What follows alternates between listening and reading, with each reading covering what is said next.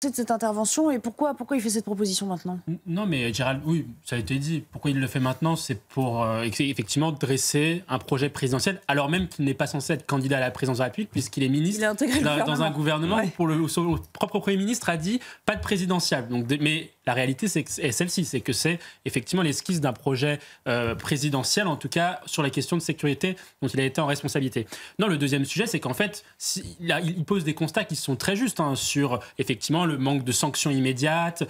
Il a aussi eu à gérer les émeutes de 2023. Or, lorsqu'il était ministre de l'Intérieur, et la réponse du judiciaire des émeutes de 2023 avait été la suivante: pour les majeurs, parce que pour les mineurs, alors là c'était quasiment open bar, mais pour les majeurs, la peine prononcée en moyenne de prison, c'était 9 mois. Sauf qu'à 9 mois de prison, vous n'allez jamais en prison. Et c'était un des véritables problèmes parce que tous ces émeutiers-là ont recommencé lors de la finale du PSG, etc., etc. Mais le véritable sujet n'est même pas celui-ci. Le véritable sujet, c'est quelle doctrine et quelle philosophie pénale nous voulons pour les prochaines décennies, parce que ça ne se passera, c'est davantage de mesures structurelles dont nous avons besoin. Et puis surtout, répondre à un sujet qui est simple. Dans les années 90, vous aviez 50 000 places de prison pour 55 000 personnes mises en cause. Oui. Aujourd'hui, vous avez 65 000 places de prison pour 340 000 personnes mises en cause. Donc, c'est-à-dire que vous avez un tsunami de délinquants, un tsunami de racailles, et vous avez effectivement une sous-dotation carcérale. Le véritable problème, c'est même pas de construire 10 000, 10 000, 15 000 places de prison, c'est d'aller beaucoup plus loin. Oui, il en faudrait 150 000 au minimum. Au moins 30, 40, 50 000. Pourquoi il fait cette proposition maintenant? Non, mais Gérald, oui, ça a été dit. Pourquoi il le fait maintenant? C'est pour effectivement dresser un projet présidentiel, alors même qu'il n'est pas censé être candidat à la présidence de la République, puisqu'il est ministre dans un gouvernement où son propre Premier ministre a dit pas de présidentiable. Donc, mais la réalité, est celle-ci, c'est que c'est effectivement l'esquisse d'un projet présidentiel, en tout cas sur les questions de sécurité dont il a été en responsabilité. Non, le deuxième sujet, c'est qu'en fait, il pose des constats qui sont très justes sur effectivement le manque de sanctions immédiates.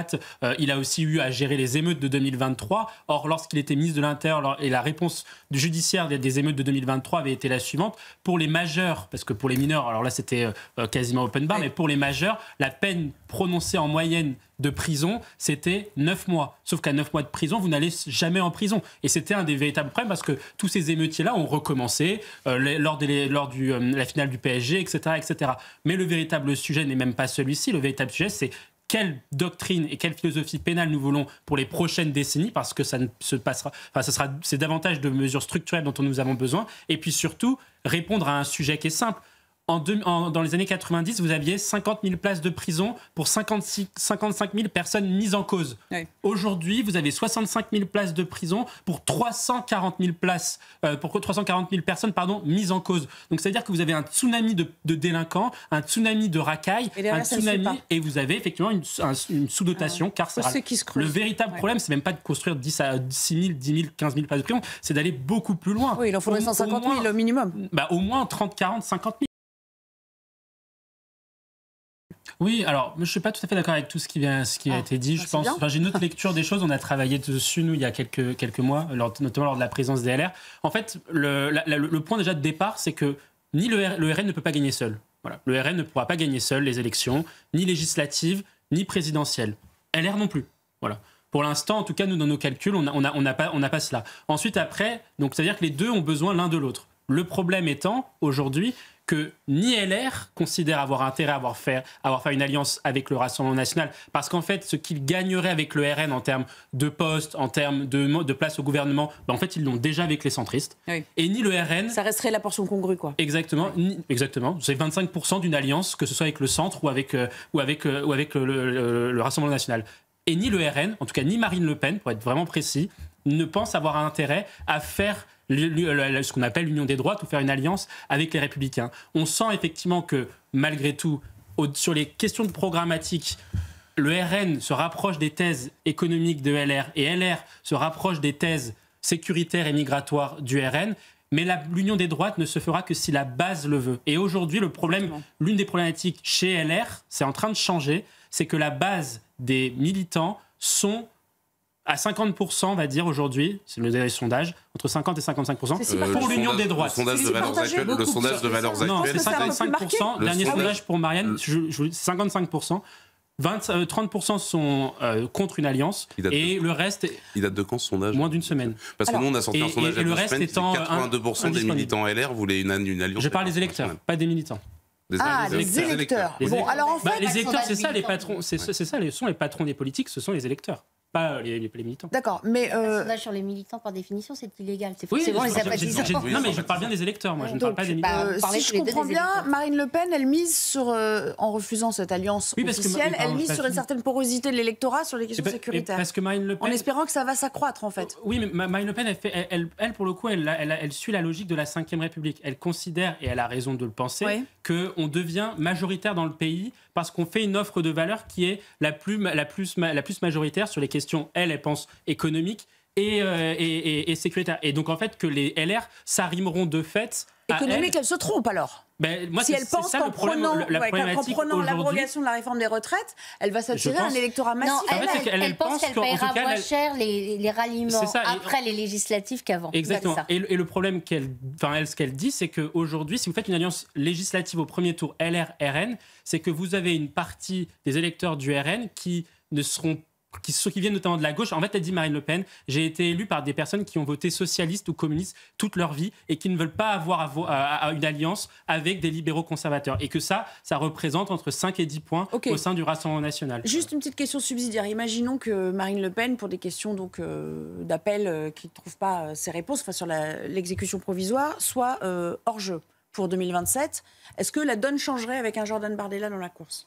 Je pense que, en tout cas, le jeu est beaucoup plus ouvert. Les chances, le jeu sera beaucoup plus ouvert entre LR, le RN et même Reconquête. On peut même imaginer Sarah Knafo émerger. Parce qu'en fait, ce que l'on voit aujourd'hui, on sait qu'il y a des majorités, malgré tout, dans le pays. La majorité dans le pays, c'est un projet de rupture totale avec le macronisme, notamment sur les questions sécuritaires et migratoires, considérant que, et c'est pour ça que les héritiers du macronisme ne pourront peut-être pas gagner l'élection présidentielle, considérant que des gens comme Gérald Darmanin, etc., incarnent la faillite sécuritaire et migratoire du gouvernement et qu'il faut faire autre chose. Mais ensuite, après, sur les questions économiques, vous avez quand même un consensus de plus en plus pour... en moins d'impôts, en tout cas, pour ce qu'on appelle la révolte fiscale. Nicolas qui paye, etc.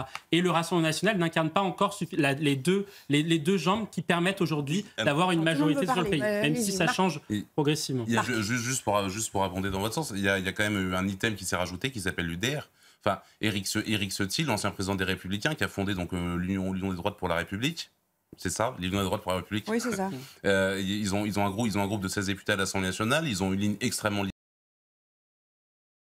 telle qu'on puisse assurer la sécurité des Mathieu, on se pose la question, on se demande, mais où sont toutes ces associations de gauche qui nous expliquent justement que la prison c'est dur, que les conditions de détention sont dures, souvent à raison, avec les rapports de la CEDH qui qualifie... les condamnations. Les rapports, et donc les condamnations ensuite qui en suivent en disant que la France ne sait pas gérer ses prisons, que c'est un endroit criminogène et de délinquance. Donc des associations de gauche nous expliquent ça à longueur de temps, expliquant donc de fait qu'il ne faut pas pratiquer plus d'enfermement dans notre pays, qu'il ne faut pas construire plus de places de prison, etc., etc. Mais par contre, quand il s'agit d'un ancien président de la République, d'une personnalité politique de droite, alors là, ça ne les dérange pas, en tout cas on ne les entend pas parler et justement dénoncer les conditions aujourd'hui de détention de Nicolas Sarkozy qui sont désastreuses. Finalement, c'est la famille de Lola qui prend perpétuité. Lola ne reviendra pas, son papa ne reviendra pas. Comme l'a très bien dit Marc, la famille de Lola se sent plus coupable de la mort de cette petite fille plutôt que la criminelle, parce qu'il faut l'appeler comme ça, c'est une criminelle. Et aujourd'hui, le véritable problème, c'est qu'on a eu cette affaire-là il y a quand même quelques mois, 2 ans déjà, et qu'est-ce que ça a enseigné au pouvoir public, au système juridique, au système administratif, sur notamment la dangerosité de certains OQTF ? Absolument rien. Parce qu'aujourd'hui, le taux d'exécution des OQTF n'a pas bougé quasiment d'un iota depuis 2 ans. Le problème étant que comment est-ce possible dans notre pays, déjà, que des personnes que l'administration considère qu'elles n'ont rien à faire dans notre pays soient encore là. Et deuxièmement, comment est-ce possible que ces personnes-là, qui sont censées être ailleurs, se permettent des crimes et ensuite, après, parfois même, sont relâchés assez rapidement parce que les centres de rétention administrative n'ont pas une durée de rétention assez importante, parce qu'on a une justice qui est assez laxiste et que donc, par exemple, sur le cas de l'affaire Philippines, on se retrouve avec des personnes qui ont des OQTF et qui récidivent ensuite après. Le véritable problème, c'est pourquoi aujourd'hui, dans notre pays, les responsables politiques, certaines personnes, certains juges, etc., ne tirent pas les enseignements de ces faits de société. C'est ça le véritable problème. Et là, c'est là où on partage la peine avec la famille qui, en plus, doit vivre avec ça toute la vie. Vous dites comment est-ce possible ?